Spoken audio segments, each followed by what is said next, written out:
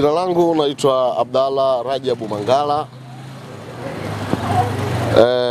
Mwaka 1999 nikiwa najiandaa kwa ajili ya kufanya sherehe yangu ya kuzaliwa, kwa sababu tarehe hii ni tarehe yangu ya kuzaliwa, tarehe 14 mwezi wa 10.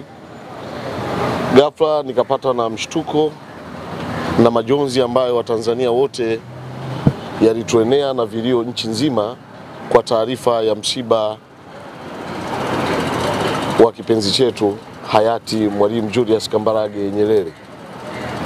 Na tokea hapo mpaka hivi sasa sherehe yangu ya kuzaliwa inaambatana pamoja na huzuni ya kumbukizi ya Mheshimiwa hayati Julius Kambarage Nyerere, baba wa taifa. Kiukweli sisi wazee nyemerevu tumeyasoma mengi, ukiacha yale ambayo tunayoyaishi, lakini mengi tunaendelea kuyasoma, namna jinsi Mwalimu alivyotengeneza hili taifa kwa umoja, kwa mshikamano, kwa upendo, kwa ushirikiano, na imebaki kuwa ni kumbukumbu kwa wananchi wote, yale yote aliyoyafanya, aliyoishi Mwalimu, kuwa kwetu sisi ni kama kiigizo chema kwa upande wetu. Mwalimu alipenda ushirikiano, alipenda umoja.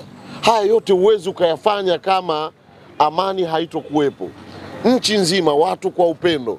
Lakini sasa yanazuka matabaka, viongozi wanafanya kile wanachokifanya, wamelitoa taifa hili kutoka kwenye ulimwengu wa kiza mpaka sasa tuko katika ulimwengu unaotambulika, unaotamanisha mataifa yote wanaotamani. Sasa moja ya watu wanaotutamani bado wanatamani na rasilimali zetu zinazoendelea kutupandisha, ambazo viongozi wetu, marais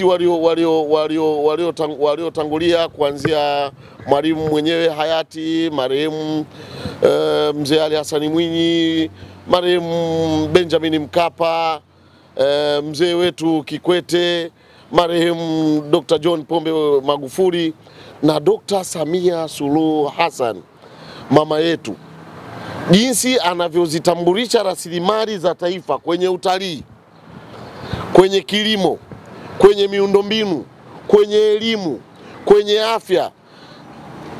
Rasilimali za taifa zinavyofanya kazi kutuletea maendeleo, imekuwa sasa ni kijicho kwa baadhi ya mataifa machache ambayo wanaiangalia nchi yetu katika taswira nyingine wanayotaka wao. Wanatamani waje kesho ama leo waje watupore tulichokuwa nacho. Hivyo labda mwisho wito wako ni nini tumalize? Mimi wito wangu ni kwamba ni kuwataka Watanzania kipindi hiki tunachoelekea kwenye uchaguzi mkuu, tupunguze taharuki za kuhamasishana mambo yasiyofaa. Dr. Samia Suluhu Hassan amefanya mambo makubwa pamoja na serikali yake na viongozi wa dini na nini. Kwa hiyo twendeni tukashiriki uchaguzi, tukachague viongozi tunaowataka, wanaoonekana kwenye kutuletea maendeleo, na vyama vinavyoeleweka. Vyama vipo 18, katika vyama hivyo vipo vilivyosimamisha wagombea wa rais, vipo vilivyosimamisha wagombea wa ubunge na udiwani. Twende tukachague hao viongozi, tuachane taharuki hizi za nani sio na nani. Sawa, mimi watu wangu ndio. Asante sana.